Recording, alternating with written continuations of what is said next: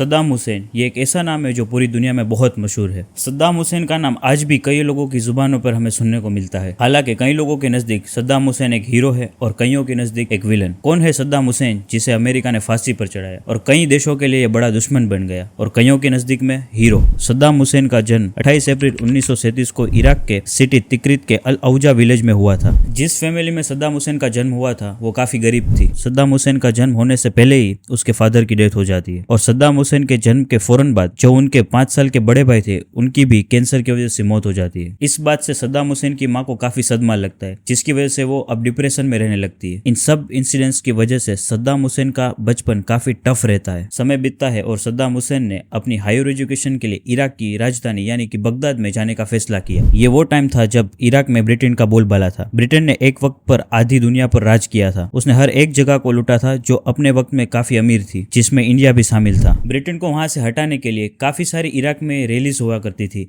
जिसमें सद्दाम हुसैन भी पार्ट लेते थे। ऐसा कर कर कर धीरे धीरे 1947 में अरब सोशलिस्ट बाथ पार्टी को ज्वाइन करते हैं। धीरे धीरे कर कर सद्दाम हुसैन का होदा पार्टी में बढ़ने लगता है। ऐसा कर कर वो पार्टी में 2nd नंबर तक पहुंच जाते हैं और इराक के दूसरे सबसे ताकतवर इंसान बन जाते हैं। तभी ब्रिटेन का दौर खत्म होता है और इराक में बाथ पार्टी पावर में आती है। तब इराक के राष्ट्रपति बाथ पार्टी से अहमद हसन अल बकर बनते हैं, लेकिन पूरी सरकार सद्दाम हुसैन ही चलाते थे। इराक में बोलबाला सिर्फ सद्दाम हुसैन का ही था। इराक में छोटे से छोटा फैसला हो या बड़े से बड़ा फैसला सद्दाम हुसैन की मर्जी और परमिशन के बगैर वो नहीं लिया जाता था। उस दौर में ही सद्दाम हुसैन ने कुछ बड़े फैसले लिए थे जिसे आज भी भुलाया नहीं जा सकता। सबसे पहला काम था इराक देश में जितना ऑयल था वो सब अपने कंट्रोल में ले। वो कंट्रोल में लेके इसका बेनिफिट ये होता है कि इनकम बढ़ने लगती है और इन पैसों का इस्तेमाल इराक के डेवलपमेंट में यूज होता है। सद्दाम हुसैन ने इन पैसों से स्कूल, कॉलेजेस, हॉस्पिटल बनवाए। साथ ही साथ अच्छे रोड्स, इलेक्ट्रिसिटी, सारी जरूरत की चीजों पर उसने काम किया क्योंकि सद्दाम हुसैन ने बचपन में ही अपनी गरीबी देखी थी। वो लोगों की जरूरतों को समझता था। इन सभी कामों की वजह से सद्दाम हुसैन का नाम पूरे अरब देशों में एक पावरफुल लीडर की तरह सामने आता है। ईयर 1970 में सद्दाम हुसैन इराक के प्रेसिडेंट बनते हैं, लेकिन तभी 1 साल के अंदर 1980 में ईरान और इराक के बीच में जंग छिड़ जाती है। ये वॉर लगातार 8 साल तक चलती रहती है। इस वॉर में दोनों ही देशों को फाइनेंशियल तौर पर काफी नुकसान होता है। इस वॉर में लाखों लोगों की जानें भी गंवानी पड़ती है। हैरानी की बात तो यह है बहुत सारे कंट्रीज के साथ अमेरिका भी इराक यानी सद्दाम हुसैन की सपोर्ट में था। इस वॉर में अमेरिका ने सद्दाम हुसैन की काफी मदद की थी, फाइनेंशियल तौर पर भी और अदर तरीके से भी। अभी वॉर खत्म ही हुई थी लेकिन अचानक सद्दाम हुसैन कुवैत पर अटैक करने का ऑर्डर जारी कर देता है। कुवैत पर अटैक कर कर पूरा कंट्रोल अपने अंडर ले लेता है। लेकिन सद्दाम हुसैन कुवैत पर क्यों हमला करता है जबकि ईरान और इराक की वॉर के टाइम कुवैत ने सद्दाम हुसैन की काफी हेल्प की थी? उसका रीजन ये बताया जाता है कि इराक और ईरान की वॉर के टाइम पर कुवैत ने इराक को फाइनेंशियल हेल्प की थी, जिसके रिलेटेड इराक के फाइनेंशियल मिनिस्टर कुवैत के शेख से मिलने जाते हैं। तब कुवैत का शेख इराक के फाइनेंस मिनिस्टर से कहता है कि इराक की औरतें बहुत खूबसूरत होती है,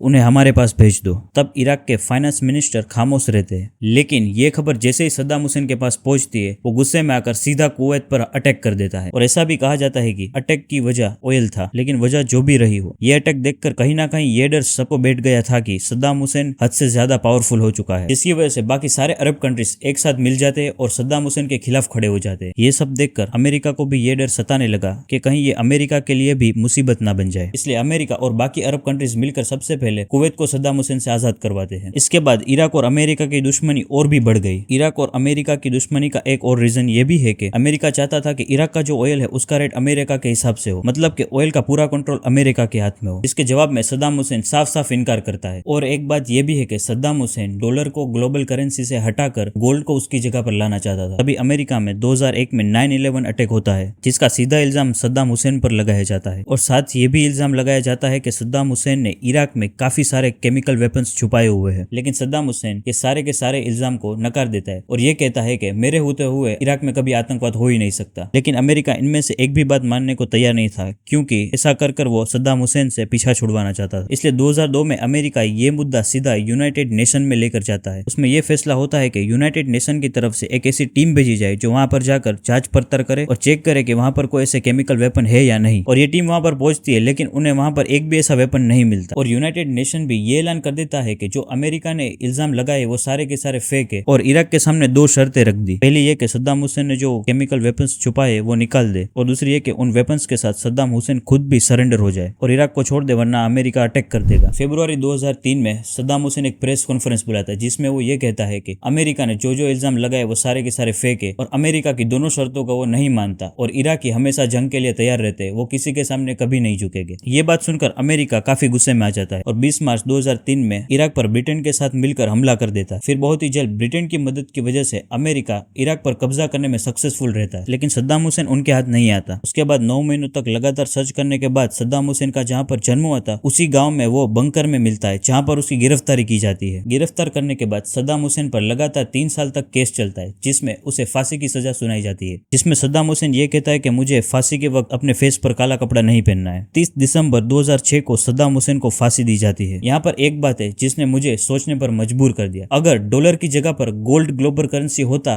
तो अभी क्या हालात होते।